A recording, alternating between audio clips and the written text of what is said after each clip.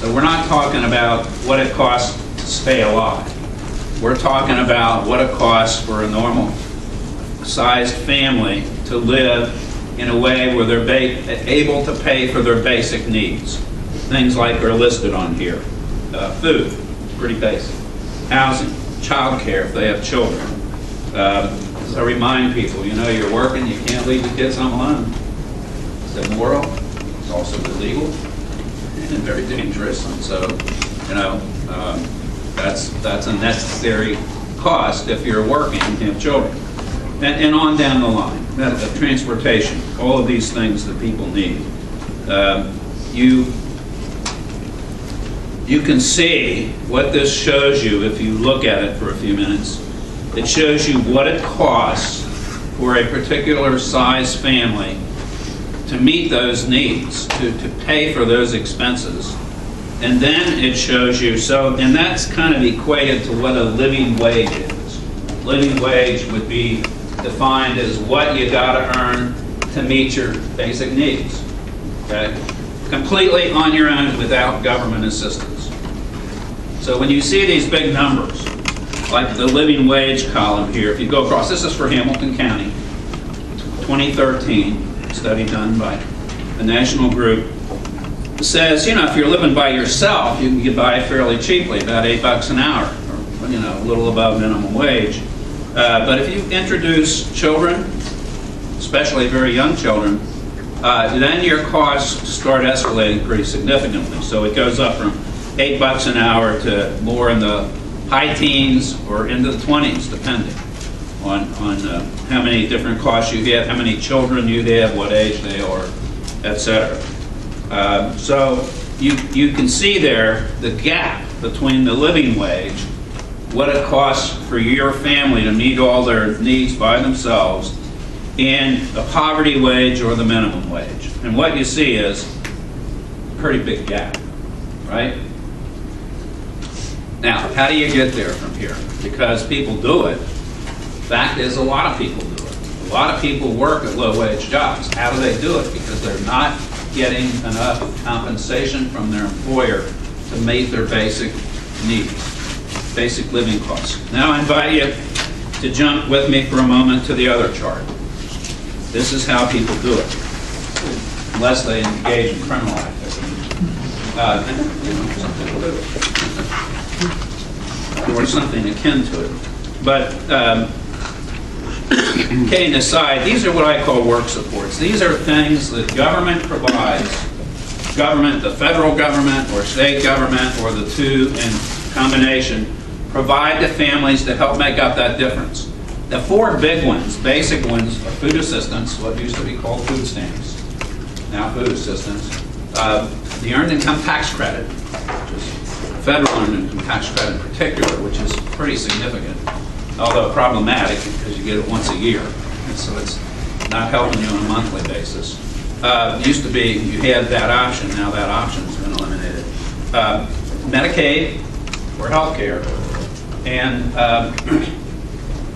excuse me, child care. Big, really a big one. Now, okay, so what happens? I wish I had a blackboard, I don't. But what I'm going to tell you, that's all right. Let me just say this, because we're friends, and I want you to think about this, and then when we're talking together, I'm really interested in feedback, because what happens is, roughly speaking, this is not, you know, absolutely to the decimal point true, but a person who works at a minimum wage job or slightly above that is getting half their compensation from their employer and half from the government. Pretty weird proposition. Some people might call that socialism. We don't talk like that here. I call it a public-private partnership. Low-wage employment is a public-private partnership. And so, is it good? Well, good is a relative term. Let me tell you, I've spent much of my career, 30, 35 years, working on making sure that these benefits are available to people, that they're adequately funded, that they're adequately accessible, so that people can make this difference up. That is not because I think it's a great system. Frankly, I think it's terrible. But it's only better than not getting those benefits and people completely being at a loss as to how to pay for these things. And so, you know, is a work support benefit equal to an earned dollar? No. Why? Well, first place, hard to get. A lot of these benefits, very bureaucratic systems people have to work through to get on. Hard to stay on. If you don't report, you know, go through all the hoops and report on time and do this and do that, meet this criteria, that criteria, you'll lose it. So, hard to get, hard to keep, very stigmatic. You know, if you're receiving food assistance, people look at you like you're some lower form of life. Hard, so stigmatic, not very flexible. You need tires on your car, food assistance isn't a lot of help. So these benefits are good. They are good, but they're not the same as a dollar you've earned that you have discretion over how to spend in the way that you need when you need it. So this is, I'm going to be done in a few minutes. Turn it over to my colleague here. Just want to sort of set the stage here for your thinking about this. I think this system is real problematic, and I don't think it's appreciated. When legislators, especially members of the House Republican Caucus in Columbus, who some of whom are pretty hardliners, say, well, people ought to work. Say, yeah, we agree. Guess what? A lot of people are working. And they work very hard. And they work a lot of hours, and they don't make enough money. By the way, this is not just a problem for the low-income people. I'm sure you'll say more about it. But the median income, this is not a poverty measure. This is middle-class measure. Median income has declined 13% the last 10 years. About $7,000 or $8,000, something like that. So middle-class people are unfortunately sliding into this arena of jeopardy, vulnerability. And, you know, the reason I mention that is because I'm going to finish with this observation. So what? What do we do? Well, on the one hand, you know, what a lot of people around the country are talking about and doing things about is the minimum wage. And that's important. We need to get it up. How high? Well, how high will the political system go? We've got some places where they've gotten it up to $15. But those are sort of rarefied political arenas. I don't think that would happen here. You know, the federal government, the president's talking about $10 or whatever. Well, you can look at this paper and recognize immediately that that's an improvement, but it's not going to get anybody out of this category of jeopardy.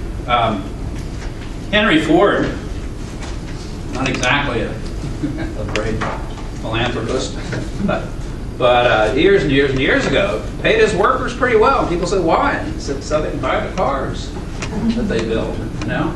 I mean, if we don't have people making money, enough money, and economists keep telling us this is a 70% a consumer economy, people buying things. If people don't have money to buy things, then the economy suffers. So this is not just, you know, it is about what's fair to people individually, but it's also what's good for our society, what's good for our economy. So, close with these two observations. The policy, the public policy objective could be the minimum wage. And doing something about that. That's something government can do, can set.